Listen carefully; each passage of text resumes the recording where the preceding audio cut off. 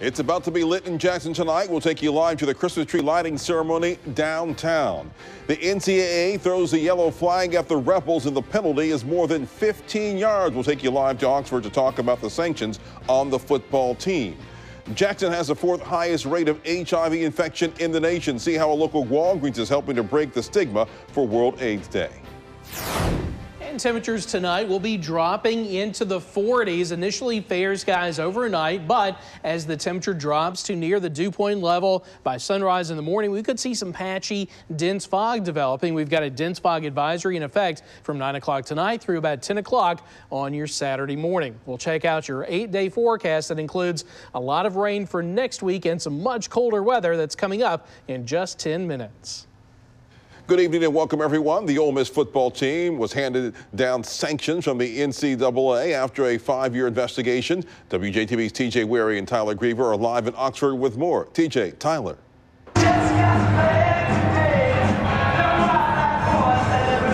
Hey Byron, it's a big night in Oxford for the Pearl Pirates. They're playing in the 6A state championship game, taking on the Starkville Yellow Jackets. Pearl, a perfect 15-0 this year, trying to avenge their loss to Clinton last year and take home a title, and they look primed to do so tonight. Absolutely, that defense of theirs is just so fast and so physical, and I realized this, Starkville's the only team from Region 2 and 6A that they didn't play and beat this year. They beat Madison Central, Northwest Reagan, and Warren Central, so Starkville's the last playoff team from that region to beat for them. Well, they're going to have their hands full. Starkville taking down Madison Central in the 6A North State Championship, and that was a team Pearl struggled with in the regular season, so maybe we'll see a close game tonight. I want to hit on Ole Miss really quick. The sanctions come down, another postseason ban. You were here today. What you learned today about the sanctions? I think there are 3 big things to take away. Number one, obviously the bowl ban gets extended for another year. You kind of had a feeling, I think, that was coming. The transfer rule for these guys, Rebel seniors are the ones you need to watch because they can transfer without penalty. The other guys would have to sit out a year if they wanted to transfer. And then lastly, Hugh Freeze was kind of the face of this whole thing, and he got out with no show cause penalty, which is the highest penalty a coach can get. So I think that's the biggest thing you learn from it. All right, so that's a little bit here from Oxford for now. We're going to have much more on both topics, the 6A state championship and the Ole Miss sanctions coming up in sports later in the show. Until then, back to Byron in the studio. Thank you, Tyler and TJ. Well, there's something new coming to Batson Children's Hospital, and doctors say it will completely change lives for years to come. The hospital is celebrating an expansion project years in the making. The ceremony was held on the grounds of the new facility. The new facility will create a bigger intensive care unit and an imaging center and more rooms for surgical care. It's funded in part through a $100 million campaign started in 2016 by Joe Sanderson and his wife, Kathy. The hospital needs more room.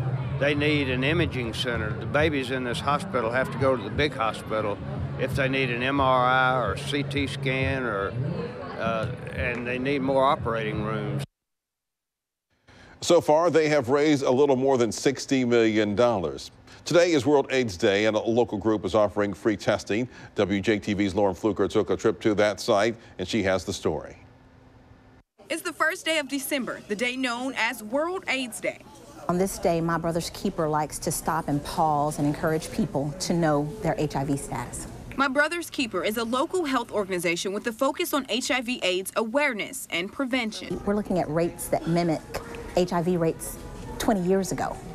But the beauty of it all is we have all of the information that we need. We have all of the prevention tools that we need. Prevention tools like free HIV testing through a partnership with Walgreens. Fueling stigma by talking about HIV like it's a sentence. It's not a sentence, it's a virus. The virus that causes AIDS if not properly treated.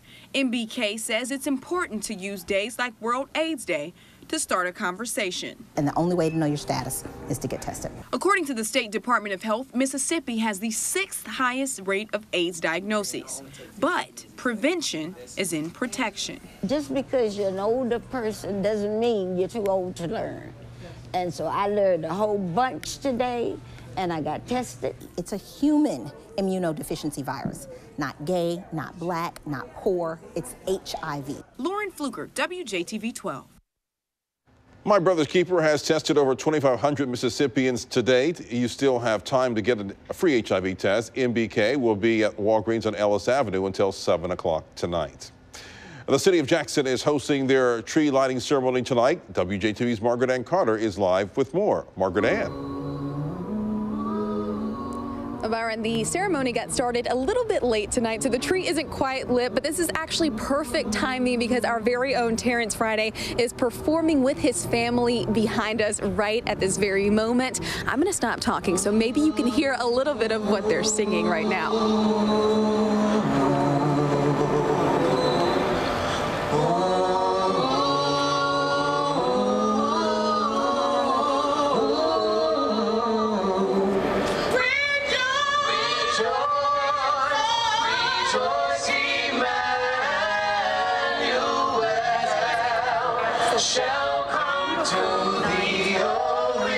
Enjoying Terrence and his family, the Friday family, performing here tonight. We've had several other performances as well, from the orchestra to a dance selection, and then we're told that Santa is even going to be making an appearance in just a bit. We're going to have much more on the tree lighting here in Jackson as they kick off the holiday season tonight on WJTV at 10. For now, we are live in the capital city. Margaret Ann Carter, WJTV 12. Thank you, Margaret Ann. Also, you can hear the Terrence Friday and their family perform on our website. We have a video of that on WJTV.com as well. As Christmas decorations go up, firefighters are warning to take special care. WJTV's Beth Alexander shares tips for staying safe as you string up the lights.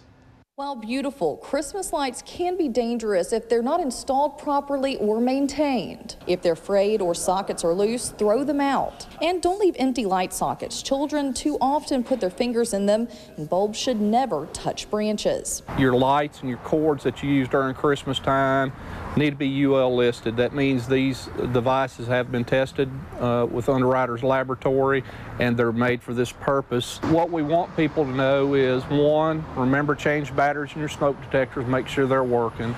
2, don't leave Christmas lights on when you're not at home. When it comes to indoor and outdoor lighting, be careful not to overload extension cords and outlets. Also, LED lights are smaller, cooler, and more energy efficient. You can see more lighting safety tips on our website. It's WJTV.com. In Jackson, Beth Alexander, WJTV 12. The Possum Ridge train display is up and running and ready to make its holiday debut at the Christmas by Candlelight Tour. The train display is located inside the Mississippi Department of Archives and History. The artist, Mississippi native Lucky Osborne, handcrafted each building. Possum Ridge is a replica of a small railroad town during the 1940s, and we're told the display is over 20 years old and it gets bigger every year. It really is modeled as a typical town from that era, including models of the people from that era, both on the main street walking around, working at jobs.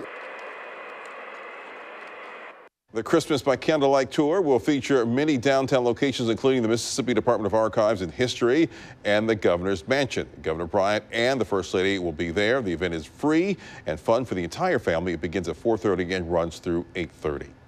We have a traffic alert to report. The city of Jackson is closing Silas Brown from State to West Street Monday. Crews will be working on the road from 8 a.m. to 5 p.m. If Silas Brown Street is part of your daily route and commute during the week, take proper precaution. Mississippi University for Women is now giving 3 of the dorms of their campus an upgrade. The school is installing carbon monoxide detectors after 41 students got sick on Tuesday. Firefighters say that a gas-fired boiler in the basement malfunctioned, spreading carbon monoxide throughout one of the dorms. Now, let's get a check on that forecast with Ken. All right, first day of December, temperatures in the 70s today, about 71 degrees. And, you know, we're going to stay in the 70s until a strong cold front comes through early next week with a good round of rain showers, and then our temperatures drop. I'll let you know how much with the forecast coming up next. You're watching WJTV 12.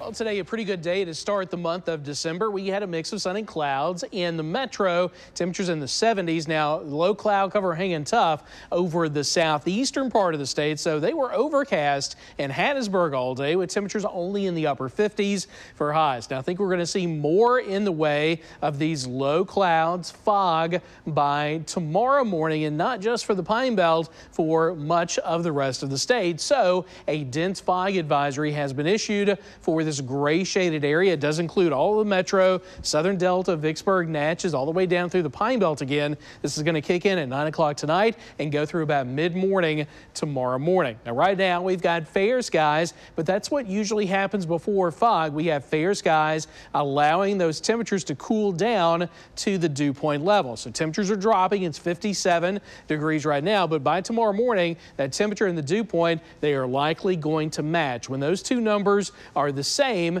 it means we're saturated with moisture at the surface, and the water vapor in the air, it condenses into a cloud next to the ground, which is what fog is. Now, we've got calm winds. We're going to continue to see calm winds overnight, so no wind to break up that fog in the morning. So if you're going to be out early in the day tomorrow, right around sunrise, the fog may be an issue. So if you're traveling around, keep the beams on low, keep plenty of space between you and the person ahead of you, and you should be just fine. And then once our temperatures start to warm up from the mid 40s and low 50s across the area, once the sun comes up, those temperatures do climb and we will see the fog dissipate. Once we start to warm up, the fog goes away. And I think for the rest of the day, we'll just see a mix of sun and clouds and really comfortable temperatures once again, upper 60s to low 70s from here all the way down through the Hattiesburg area, about 70, 71 degrees, just like we had today. And I think a little bit more sun is possible the farther south you live. So right now, very quiet weather, high pressure to the northeast of us,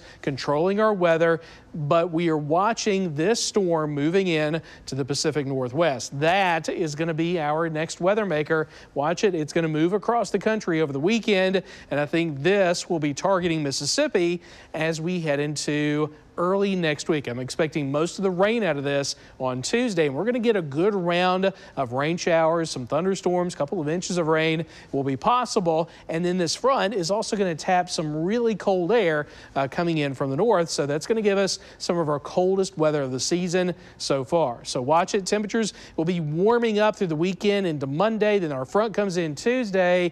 And then after Tuesday, look at the bottom dropout of our temperatures. We're going to be above the average of 62 until Wednesday, when highs will only get in the mid-50s, and then we're going to stay cold for the rest of next week. So for tonight, dense fog advisory in effect will be at 45 in the morning, up to about 72 in the afternoon. Once the fog dissipates, partly sunny skies later in the day, which we're going to keep Sunday and Monday. Can't rule out a stray shower Monday, but most of the rain coming in Tuesday, ending Wednesday. And once the rain comes to an end, look at that. We drop 20 degrees. Highs will be in the lower to mid-50s, lows below freezing by this time next week. Byron, back to you.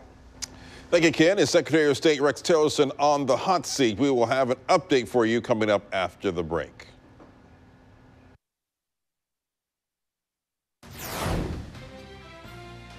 Secretary of State Rex Tillerson ignored questions about whether his job is in jeopardy. Laura Podesta has the latest from New York.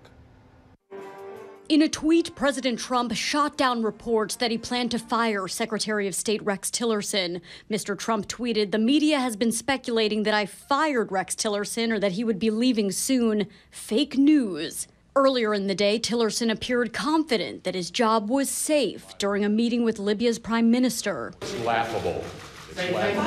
On Thursday, Mr. Trump gave no indication that Tillerson was about to lose his job. He's here. Rex is here. But tension between Mr. Trump and his chief diplomat has escalated in recent months. In July, Tillerson reportedly called the president a moron in front of a group of officials.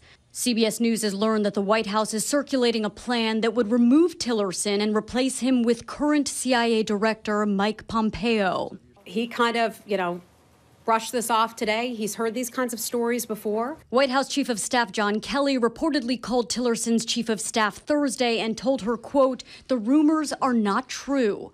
But CBS News sources say Kelly has signed off on Tillerson's exit strategy. Laura Podesta, CBS News, New York. And coming up after the break, we'll take you live to Oxford with TJ Wary and Tyler Griever with more on the Ole Miss sanctions and the Pearl Pirates gearing up for their state championship game. Sports is next.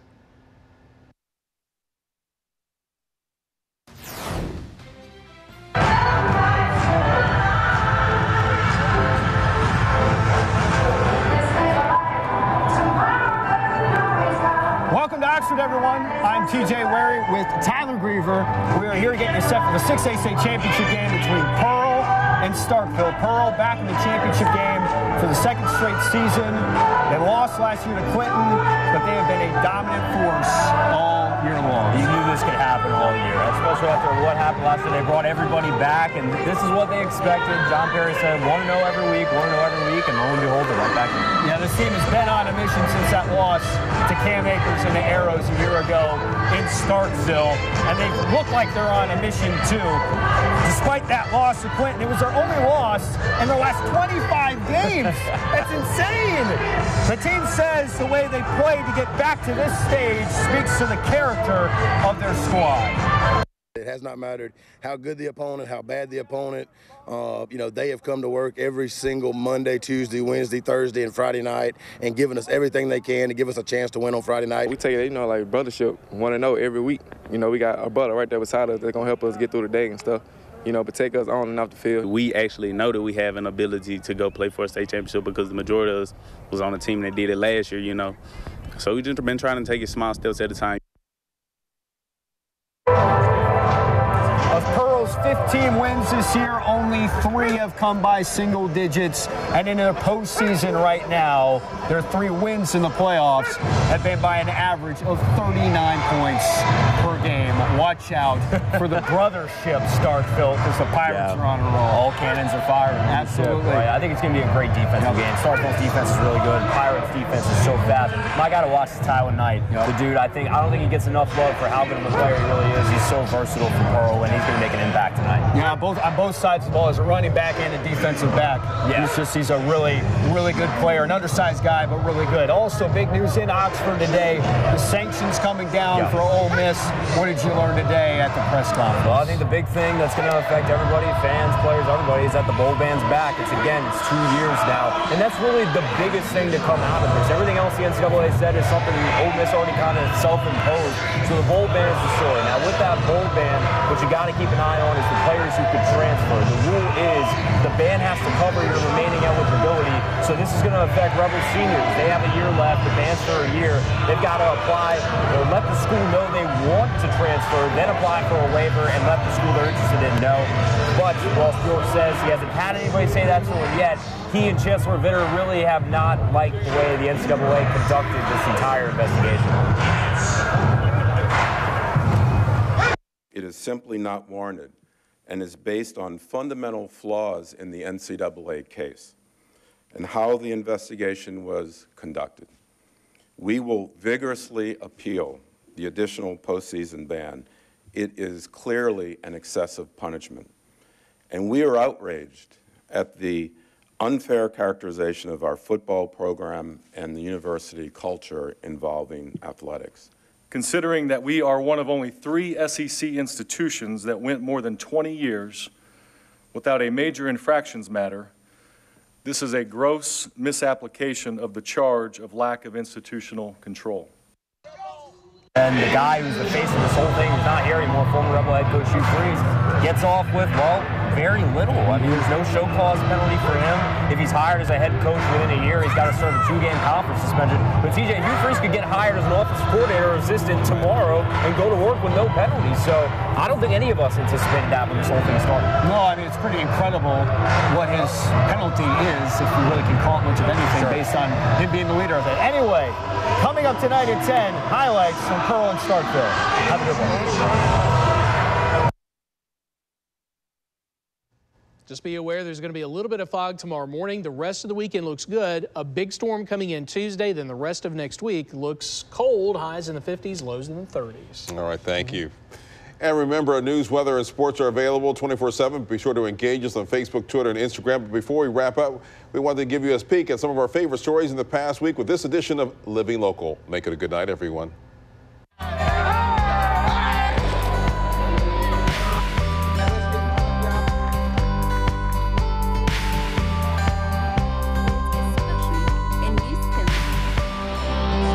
From the cities to the mighty Mississippi, are coming heartbeats down inside of you and me.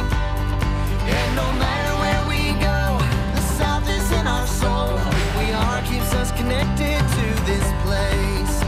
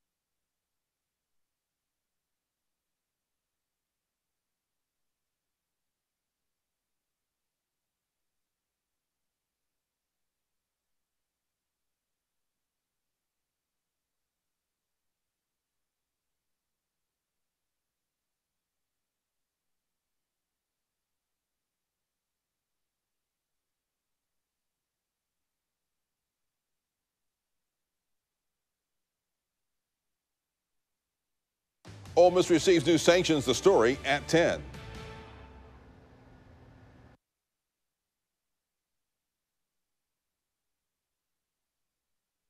Cold weather coming next week. You'll see the 8-day forecast at 10.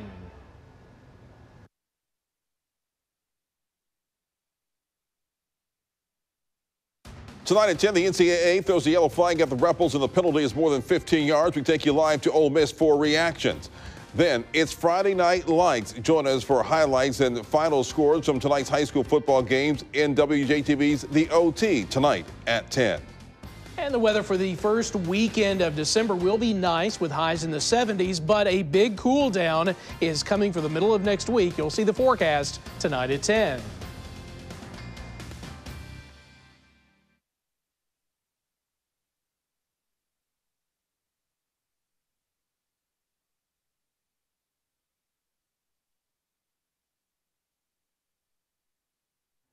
Hey, Taj.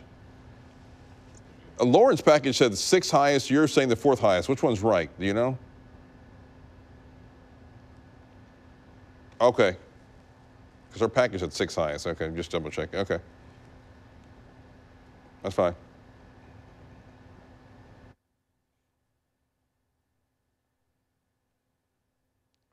Up next, Jackson has the 6th highest rate of HIV infection in the nation. See how Walgreens is helping to break the stigma.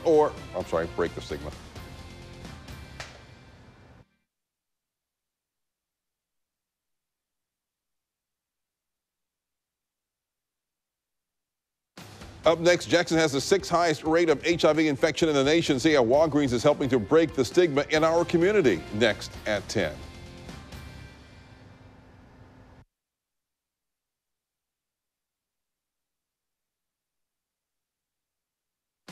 Next at 9, see how the Vicksburg School District is helping parents further their education and learn new job skills. Next on the CW.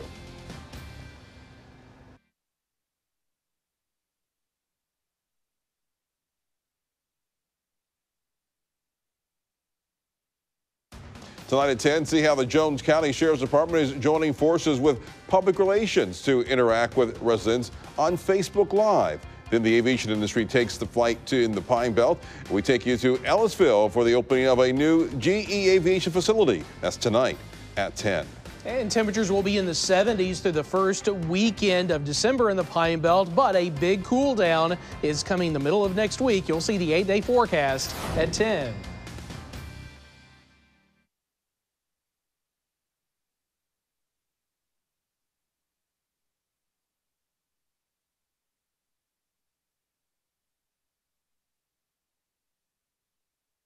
Colder next week. You'll see the forecast at 10.